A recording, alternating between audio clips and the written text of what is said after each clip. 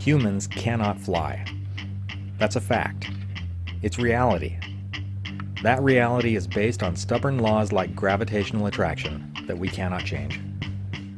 But what if reality was replaceable?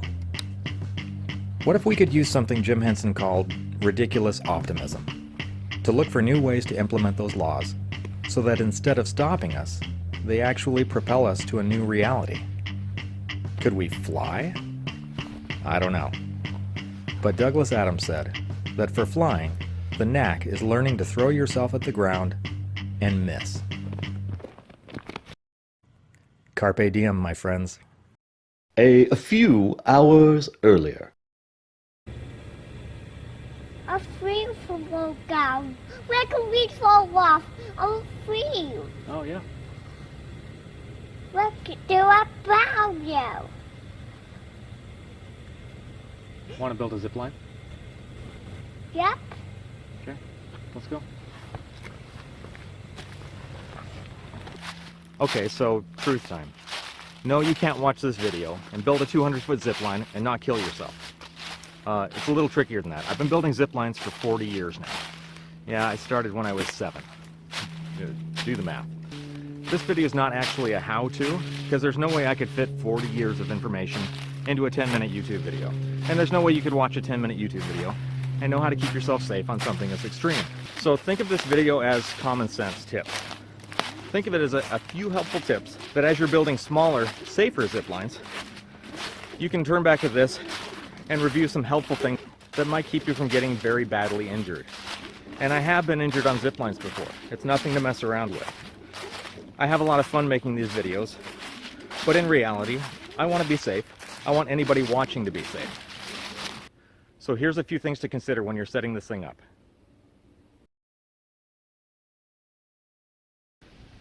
So once you get up to your high point, look around. What do you have here to fasten to? Got a lot of good tree choices up here. This one right here is the one I want though. This one's solid, the bark is good, it's got healthy branches, it's nice and high. If you look at the kind of wood, it's an oak. That's pretty sturdy. It's got a nice stem I can tie to. So if I stand at the tree I'm starting from with the high point, and I look onto the lower ground, at some point, hopefully, I'm going to see my path. Yep. And I think I found it. So here's my zipline path.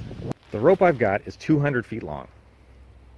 And if I'm going to connect it to that tree right there, that means the end of the rope is going to come right about here. But that's my problem. There is no tree here. So there's 100 ways to solve this problem. This is how I'm going to solve it. I need 2 trees. Just 2. Let's get rid of the others. Then I'm going to add a pulley on a carabiner to the end of my main line. Then I'm going to add a second rope, tie it around the first tree, clip it with a carabiner, put it through the pulley, tie a second pulley to the second tree, loop the rope through that, back up, and I'm going to tie a scam system to give myself 2-to-1 mechanical advantage on this leg of the main line, giving me 4-to-1 mechanical advantage in the overall system. Adding a rope grab for progress capture finishes off the system because it's going to take quite a bit of power to pull that rope taut coming down the hill.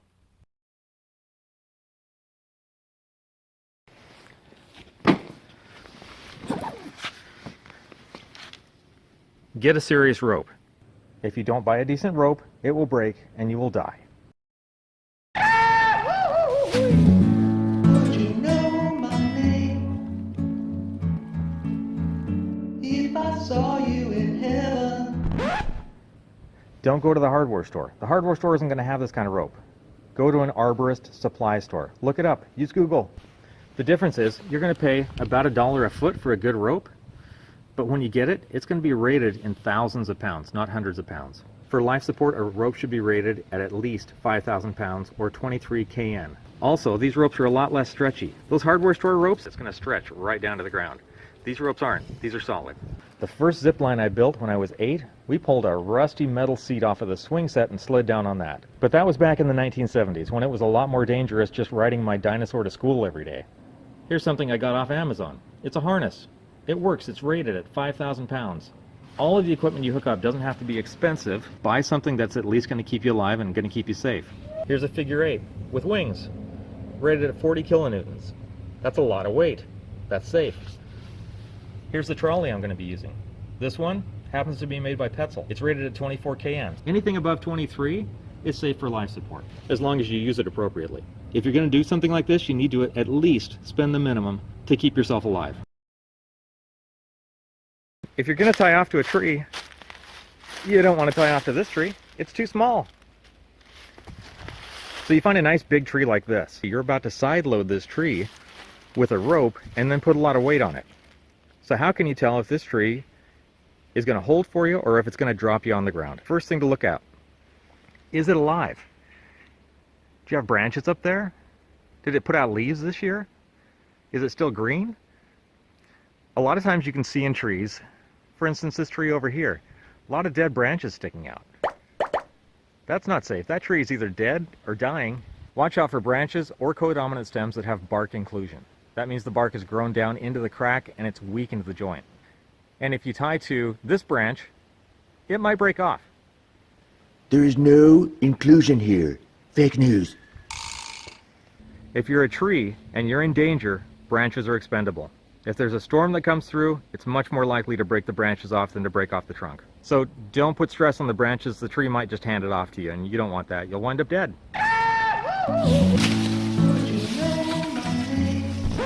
Remember, when you find a good solid looking tree, always check the branches. Nope, that one's dead. It got hit by lightning. Take a good look at the trunk. If you see the bark peeling off like this, don't use that tree. That tree's dead. Another thing to consider when you're looking at your path is there vegetation that's in the way? Are there obstacles in the way that are going to hurt you when you come down? If you see a tree with conchs growing on it like this, don't tie into that tree. That tree's starting to rot. If you tie into a tree with conchs on it like this, watch out for leaners. Remember, a tree is literally a machine that's lifting carbon up into the air, and it's fighting gravity the whole time. A tree that's leaning is already doing its share of fighting. That means that that wood down at the base and along the trunk is all under stress. It's either being stretched or compressed.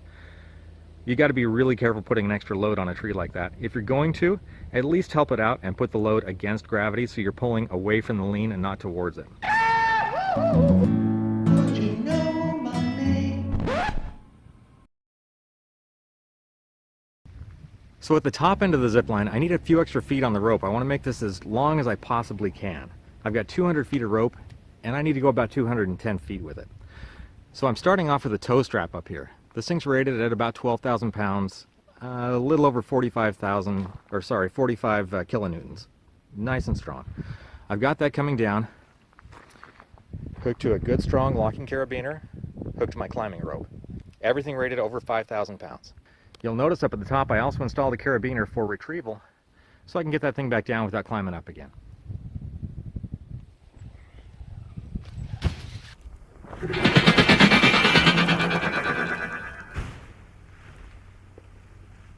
There it is, 200-foot path going to the tree. Now with the stretch of the rope, I probably won't go 200 feet, but that's still a sweet ride. Alright, for the lower end of the main line I'm going to be zipping down. I need to attach this carabiner midline, and I'm going to put a rigging pulley in there to manage this end and give me a little bit of mechanical advantage to tighten that line up because it's got a lot of weight on that rope. If you need to attach to your rope and create a loop on it midway down the line, the best knot to use for it is an alpine butterfly. If you don't know how to tie an alpine butterfly, and if you can't tie it blindfolded like that, you need to watch this video here. My friend Patrick will show you for free. So I've got an alpine butterfly on the main line. I'm putting my carabiner on it. I'm hooking my pulley to it, and I'm putting my secondary line through the pulley. Now I've got a good solid connection to the main line. So for the first tree I kept it simple. Double wrap around the tree, carabiner through the eye on the end of my rope, and then back onto the main line. On the second tree, again, I'm keeping things pretty simple. I've got the strap I normally use as my basal anchor, tied to a pulley, then I'm heading the rope back towards the pulley coming off the main line. Coming off my main pulley on my split tail, I could do another alpine butterfly here, hook another carabiner to it, hook another pulley to that. But I happen to know a shortcut. And if you've seen this video here, you know what this is. This is a scam. You can tie a scam knot with a single carabiner and get a little additional mechanical advantage that way. I've got my scam set up, and then back here at the tree, I put in a progress capture device. So I've got a rope grab here connected to the pulley, and now you can see if I pull on this, it's going to tighten up the whole system, and it's going to capture progress for me, which is really handy. So I can tighten up that rope or loosen that rope as much as I need to from this point. All right, so now I've got my line tensioned, I've got my rope tied off, and we are ready to test the line. All right, so once you got your zip line all set up and it's going down the hill, before you chuck your carcass down a hill, make sure you test out the line. Don't just fling yourself down it. All right, so you got to find something kind of heavy to put on your rope to send down it the first time. With this, I've got a run here that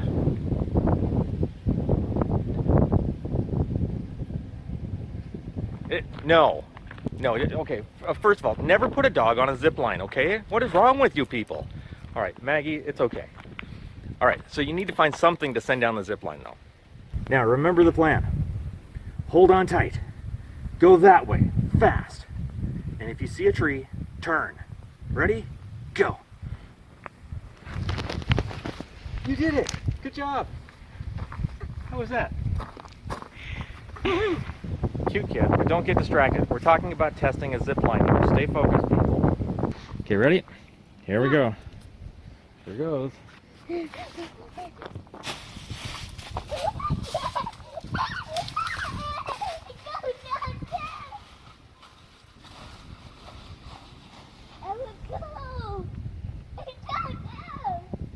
So now we know the rope at the tension it's at right now is going to get me about halfway down at a pretty good clip. So let's tension the rope and let's try it with a heavier load. Going full circle. Did I create a reality where humans can fly? Maybe. Or maybe it's more like Buzz Lightyear said. It's not flying, it's just falling with style.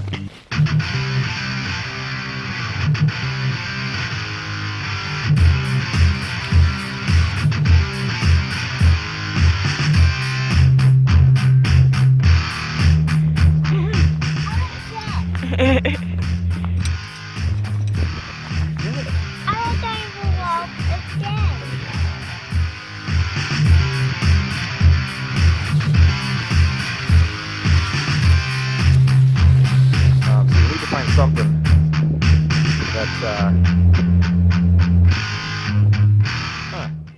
Everybody who walks through the forest tells me that they love my branches, that my branches are the best, frankly. Birds really are just flying rats, as we all know. I tweet much better than birds do. When I tweet, birds listen.